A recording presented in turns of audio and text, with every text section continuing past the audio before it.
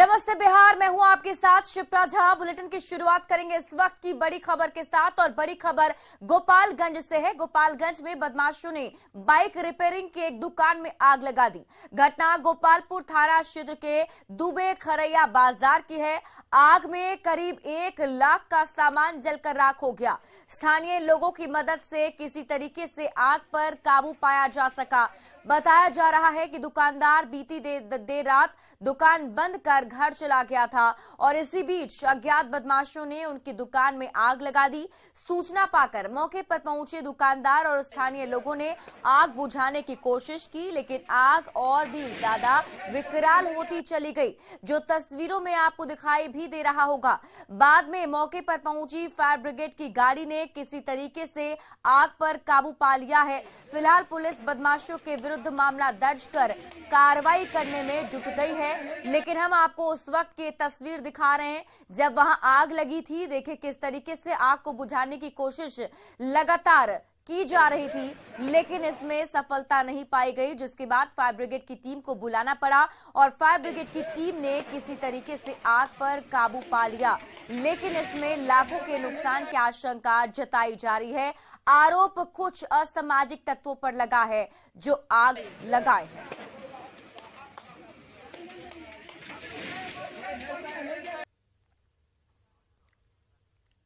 और साहिबगंज से एक और बड़ी खबर आपको बता दें, जहां अगलगी की घटना में 5 घर जलकर राख हो गए।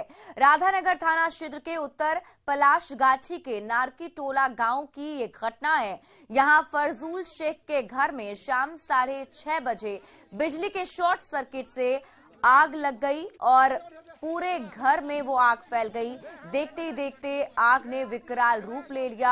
आग ने पड़ोस के घरों को भी अपनी चपेट में ले लिया। मौके पर जुटे लोगों ने कड़ी मशक्कत के बाद किसी तरीके से आग पर काबू पाया, लेकिन तब तक काफी देर हो चुकी थी। अगलगी की घटना में घर में रखे अनाज, दस्तावेज, कैश और लाखों रुपए के सामान जलकर राख हो गए।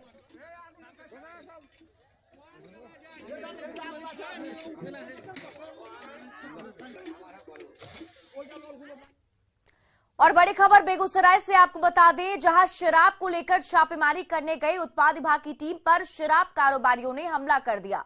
सूचना के आधार पर उत्पाद विभाग की टीम ने सिंघौल, भगवानपुर सहित विभिन्न थाना इलाकों में शराब को लेकर छापेमारी की। भगवानपुर थाना क्षेत्र के अतरुआ में उत्पाद विभाग की टीम पर शराब कारोबारियों ने हमला कर दिया। किसी तरह उत्पाद विभाग की टीम वहां से जान बचाकर भाग निकली। हालांकि इस दौरान उत्पाद विभाग के 5 कारोबारियों को हिरासत में लिया है। साथ ही साथ 5 लीटर महुआ शराब एवं सैकड़ों लीटर ताड़ी को भी नष्ट किया गया। उस नोकझोंक की तस्वीर आप देखिए। जिस वक्त उत्पाद विभाग की टीम कार्रवाई करने के लिए पहुंची थी, तो किस तरीके से हमला शराब माफियाओं की तरफ से कर दिया गया। शराब कारोबारियों ने उत्पाद विभाग की टीम को निशाना बनाते हुए लाठी डंडे से हमला किया।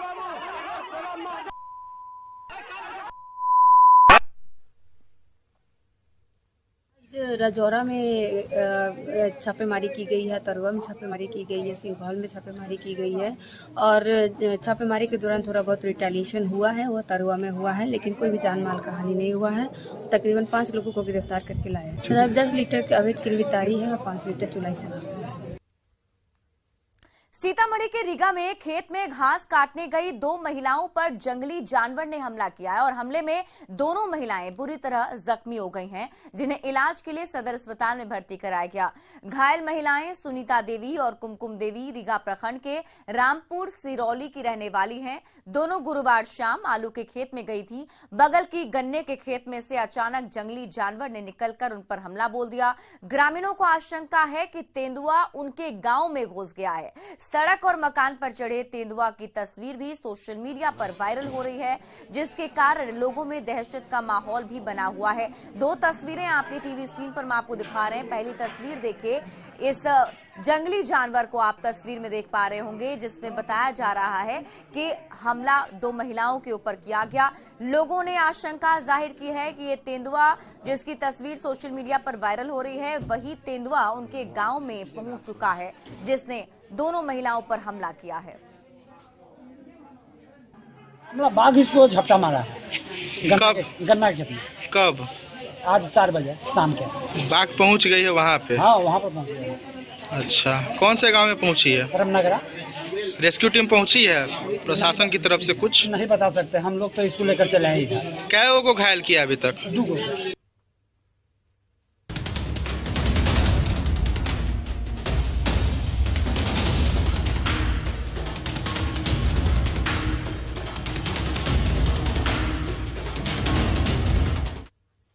और अब बात करेंगे बढ़ते ठंड की। ठंड को लेकर मौसम विभाग का अलर्ट जारी हुआ है। बिहार में और भी ज्यादा ठंड बढ़ सकती है। 24 घंटे के लिए मौसम विभाग ने अलर्ट जारी किया है। तापमान में और भी गिरावट दर्ज की जा सकती है, जिसमें बताया जा रहा है कि करीब 2 से 3 डिग्री तक पारा और गिर सकता है। 9 डिग्री तक पहुंच सकता है न्यूनतम तापमान। तो ऐसे में बिहार में और भी ज्यादा ठंड बढ़ने की आशंका जाहिर की गई है। मौसम विभाग ने अलर्ट जारी कर दिया है। बताया गया है कि 24 घंटे के अंदर करीब 2 से 3 डिग्री तक तापमान में गिरावट दर्ज की जा सकती है और न्यूनतम तापमान 9 डिग्री तक पहुंच सकता है।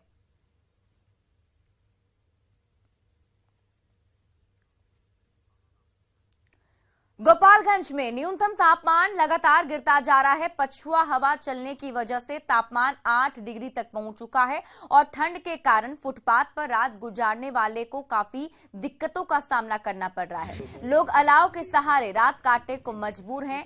जायजा लिया न्यूज 18 संवाददाता गोविंद कुमार ने।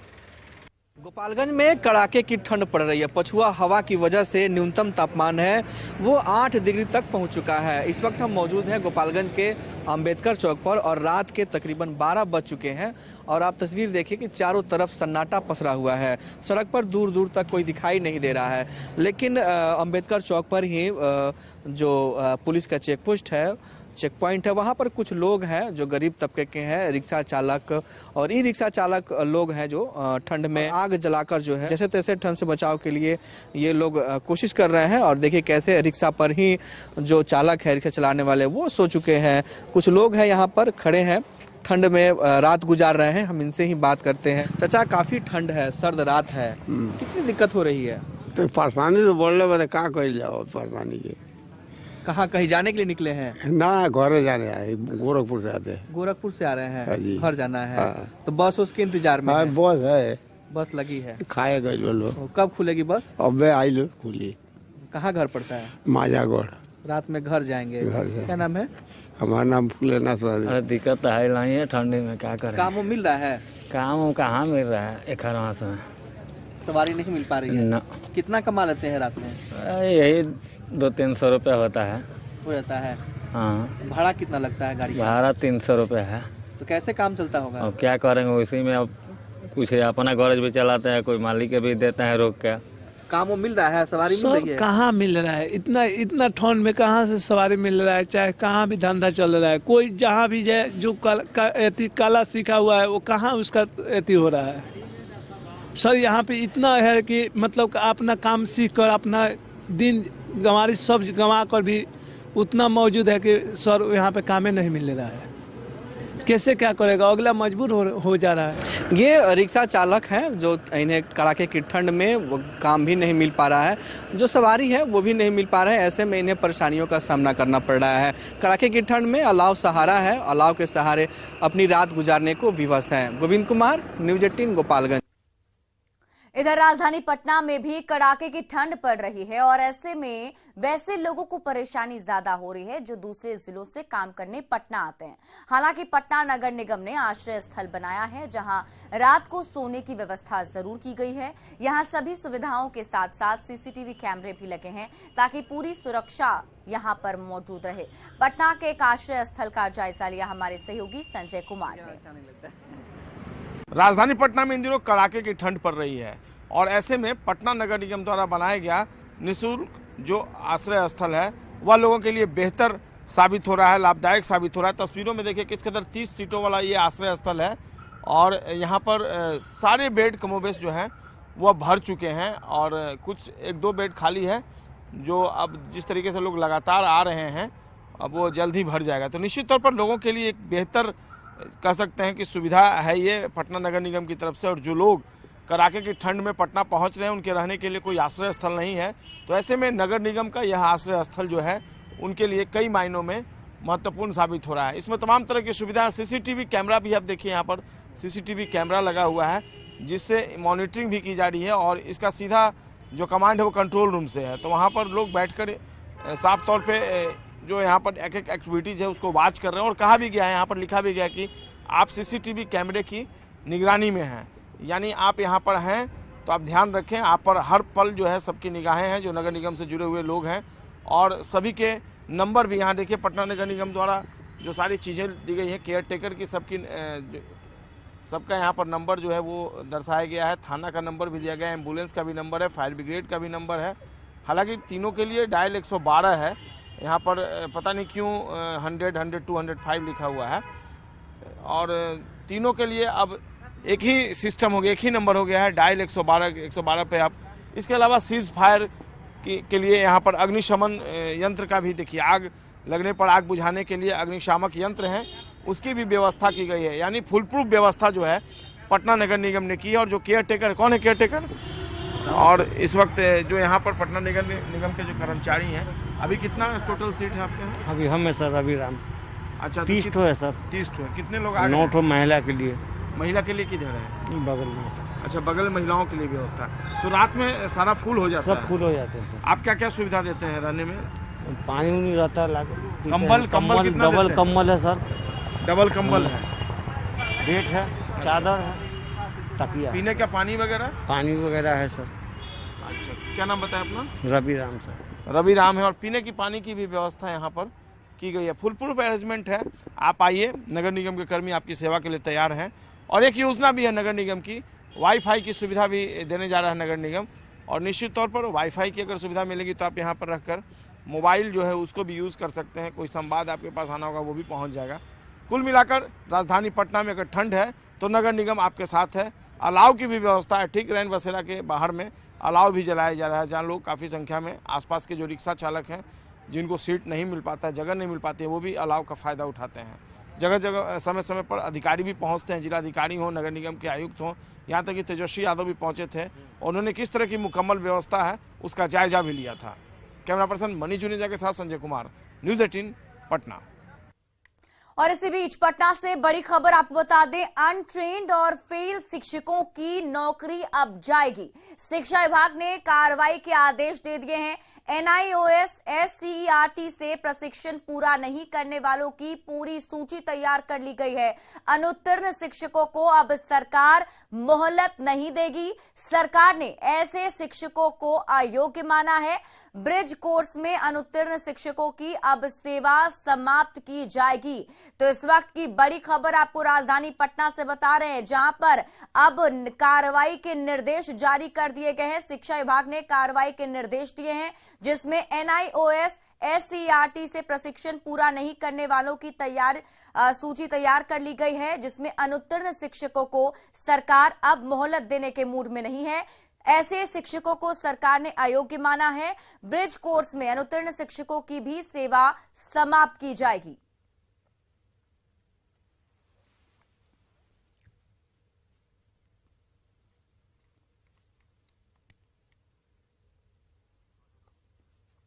और मोतिहारी से एक और बड़ी खबर आपको बता दें, उत्पाद विभाग की टीम को बड़ी सफलता मिली है कि स्कॉर्पियो से 16 ड्रोन कैमरे बरामद किए गए हैं जो मेड इन चाइना है। शराब की तलाश में पुलिस की टीम यहां पर गई थी। कस्टम और उत्पाद विभाग का यह एक्शन है, जिसमें हिरासत में एक युवक को लिया गया है। घोड़ा सहन के पुरनिया मोड़ पर कार्रवाई की गई है। यहां पर शराब को लेकर चेकिंग की जा रही थी, लेकिन इसी बीच स्कॉर्पियो से 16 ड्रोन कैमरे बरामद किए गए हैं। और जब उसकी जांच पड़ताल की गई तो ये सभी ड्रोन कैमरे मेड इन चाइना बताए जा रहे हैं। एक युवक को हिरासत में लिया गया है, जिससे अब पुलिस की टीम पूछताछ कर रही है।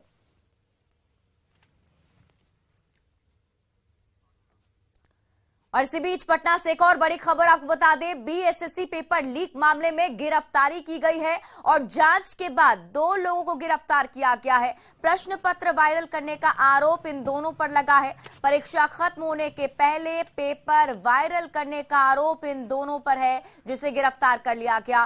पेपर लीक मामले में EOU ने बड़ी कार्रवाई की है।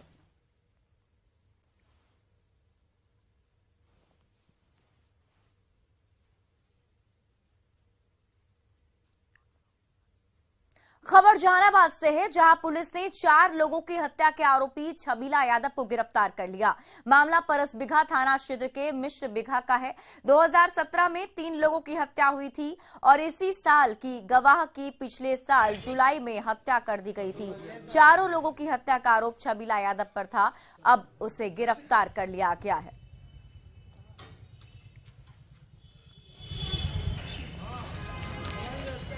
में एक बहुत ही यहाँ पे ट्रिपल मर्डर हुआ था, बहुत संवेदनशील था, जहाँ एक ही परिवार के 3 लोगों की हत्या कर दी गई थी गोली मार के। और उस संबंध में हमारे यहाँ परसबिघा थाने में 2017 में केस भी दर्ज हुआ था। अभी हमने इसको कल गिरफ्तार किया है, छबीला यादव को, और इसके विरुद्ध जो केस है मर्डर का, उन दोनों केसों में हम लोग जो है स्पीडी ट्रायल भी करा रहे हैं।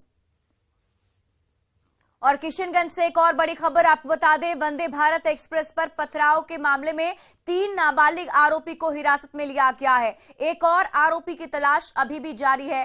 पोठिया थाना क्षेत्र में यह पथराव किया गया था। सीसीटीवी फुटेज में ये तीनों आरोपी दिख रहे हैं, जिसे गिरफ्तार किया गया है। 3 दिन पहले मालदा में भी पथराव हुआ था, जिस पर यह बड़ी कार्रवाई करते हुए पुलिस की टीम ने 3 लोगों को हिरासत में लिया गया है। ये तीनों नाबालिग बताए जा रहे हैं, जिन पर पथराव करने का आरोप है। 2 तस्वीरें आपके टीवी स्क्रीन पर हम आपको दिखा रहे हैं, जिसमें देखिए पहली तस्वीर उस वक्त की है जिसमें वो तीनों आरोपी दिखाई दे रहे हैं जिन्हें गिरफ्तार किया गया है। ये दूसरी तस्वीर 3 जनवरी को जो वंदे भारत एक्सप्रेस पर पथराव किया गया था, उसकी तस्वीर हम आपको दिखा रहे हैं।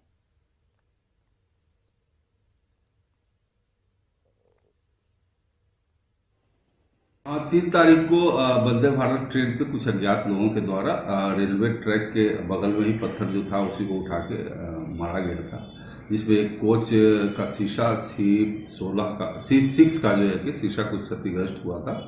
उसके संबंध में रेलवे के द्वारा पोठिया थाना में कांड दर्ज कराया गया। आज ही कांड दर्ज हुआ है और वीडियो फुटेज के आधार पर लोगों की पहचान की गई है। उसमें 3 लड़कों को जो कि नाबालिग हैं उनको पकड़ा गया है और CWJC के यहाँ आज ही फॉरवर्ड कर दिया गया है। उसमें एक आदमी और है, उसकी पहचान हो चुकी है, वो भी आज से कल। RPF द्वारा सूचना दी गई थी, कैसे? हाँ, RPF के पदाधिकारी द्वारा पोठिया थाना में केस दर्ज करवाया गया था। उन्हीं के आवेदन पे FIR दर्ज आज ही मामला दर्ज 5 ही तारीख को हुआ है। पोठिया थाना कांड संख्या 223 दिनांक 5/1/23 को ही दर्ज किया गया था। त्वरित कार्रवाई कर 3 सबकी त्वरित कार्रवाई की गई।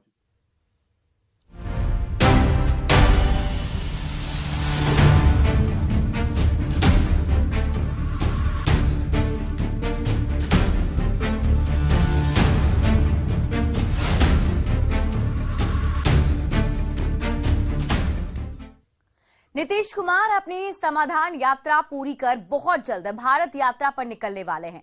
चंपारण के वाल्मीकि नगर में अपनी यात्रा की शुरुआत के दिन ही नीतीश कुमार ने जो बयान दिया उससे सियासत गर्मा गई है, क्योंकि नीतीश अब खुद की अखिल भारतीय छवि स्थापित करना चाहते हैं और इसी को लेकर बीजेपी ने तंज कसा है।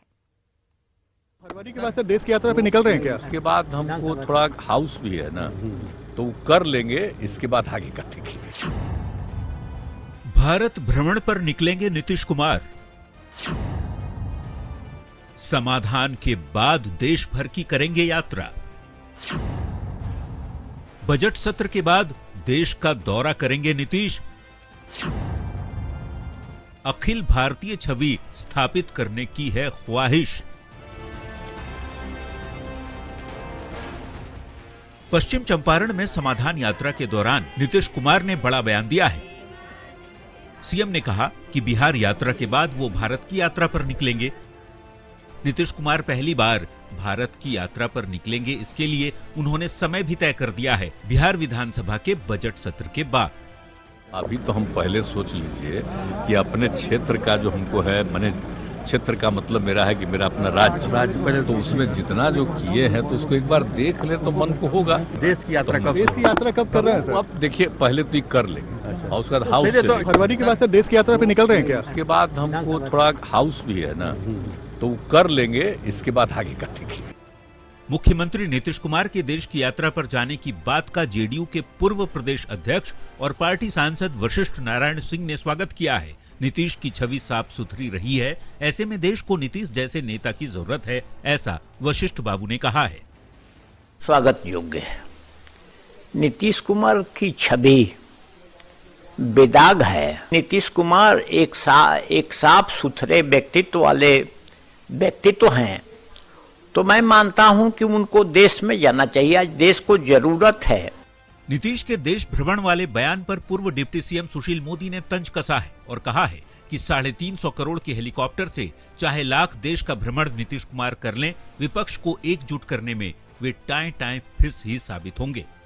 जो विपक्षी दल है वो इतना बिखरे में और वो कभी एक हो नहीं सकते, तो इसलिए नीतीश कुमार लाख प्रयास कर लें, 250 करोड़ के हेलीकॉप्टर से पूरा देश घूम ले, लेकिन विपक्षी दलों को एक नहीं कर पाएंगे। ये विपक्षी दल एक मरा हुआ घोड़ा है, जिस घोड़े में अब जान नहीं फूकी जा सकती है।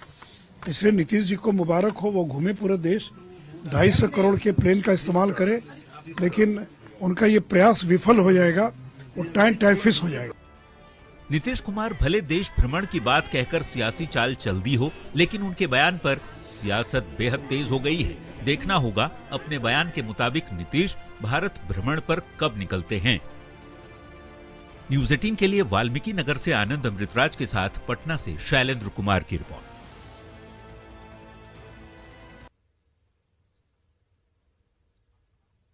समाधान यात्रा पर निकले सीएम नीतीश कुमार के सामने बेतिया में किसानों ने खाद की किल्लत का मुद्दा उठाया, जिस पर सीएम अधिकारियों ने तुरंत संज्ञान लेने का उन्होंने निर्देश दिया। किसानों ने साफ साफ कहा कि खाद की कालाबाजारी हो रही है, लेकिन अधिकारी शिकायतों पर कोई संज्ञान नहीं लेते हैं, जिसकी वजह से तय मूल्य से कहीं ज्यादा रेट पर खाद खरीदनी पड़ रही है, जिसे सीएम ने गंभीरता से लेते हुए जांच के आदेश दे दिए हैं।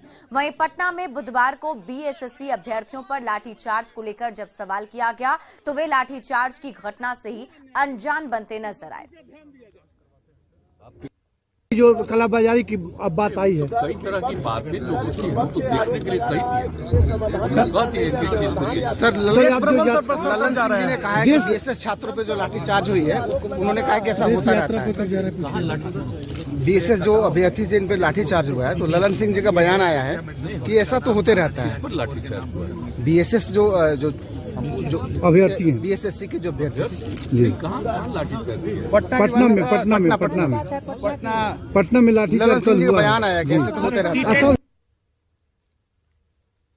और पटना में एक बार फिर से न्यूज़ 18 की खबर का बड़ा असर हुआ है और आखिरकार आर्यभट्ट नॉलेज विश्वविद्यालय में राकेश कुमार सिंह प्रभारी रजिस्ट्रार पद से हटा दिए गए हैं। न्यूज़ 18 ने ऑपरेशन यूनिवर्सिटी के जरिए पूरे मामले का खुलासा किया था कि अयोग्य व्यक्ति कैसे प्रभारी रजिस्ट्रार बन गया है। खबर को संज्ञान लेते हुए राजभवन ने इंटरनल जांच कमेटी का गठन किया था और जांच रिपोर्ट के बाद वीसी एसपी सिंह ने कार्रवाई करते हुए प्रभारी रजिस्ट्रार को हटा दिया है और अब वे अपने मूल पद असिस्टेंट प्रोफेसर पद पर वापस आ गए, जबकि परीक्षा नियंत्रक राजीव रंजन को प्रभारी रजिस्ट्रार का प्रभार दिया गया है। और अधिक जानकारी दे रहे हैं संवाददाता रजनीश कुमार। एक बार फिर से न्यूज़ 18 की खबर का बड़ा असर हुआ है और खबर दिखाए जाने के बाद आर्यभट्ट नॉलेज यूनिवर्सिटी के प्रभारी रजिस्ट्रार राकेश कुमार सिंह के खिलाफ बड़ी कार्रवाई हुई है। यानी यहां के वाइस चांसलर एसपी सिंह ने प्रभारी रजिस्ट्रार राकेश कुमार सिंह को पद से हटा दिया है और यहां के परीक्षा नियंत्रक राजीव रंजन को प्रभारी रजिस्ट्रार का जिम्मा मिला है। न्यूज़ 18 ने एक खुलासा किया था ऑपरेशन यूनिवर्सिटी के जरिए कि आखिर एक शख्स कैसे गलत तरीके से अयोग्य होते हुए भी प्रभारी रजिस्ट्रार के पद पर काबिज है। यानी प्रभारी रजिस्ट्रार या रजिस्ट्रार पद पर काबिज होने के लिए जो न्यूनतम योग्यता होनी चाहिए वो एसोसिएट प्रोफेसर की होनी चाहिए, लेकिन राकेश कुमार सिंह योग्यता नहीं रखते थे, वो महज असिस्टेंट प्रोफेसर थे। जिसके बाद न्यूज़ 18 ने खुलासा किया था पूरे कागजात के साथ, जिसके बाद राजभवन ने संज्ञान लिया है और इंटरनल जांच कमेटी का गठन हुआ, जिस जांच कमेटी की रिपोर्ट के बाद वाइस चांसलर एसपी सिंह ने कार्रवाई करते हुए प्रभारी रजिस्ट्रार को पद से हटा दिया है। यानी अब राकेश कुमार सिंह जो प्रभारी रजिस्ट्रार थे वो फिर से अपने मूल पद असिस्टेंट प्रोफेसर के पद पर जो है ज्वाइन किए हैं। यानी न्यूज़ 18 ने जो खबर दिखाई थी उस खबर में सच्चाई थी, जिस पर राजभवन ने भी संज्ञान लिया और अब आखिरकार कार्रवाई हुई है। रजनीश कुमार, न्यूज़ 18 पटना। और फिलहाल इस बुलेटिन में अभी के लिए बस इतना ही। आप देखते रहिए न्यूज़ 18 बिहार झारखंड।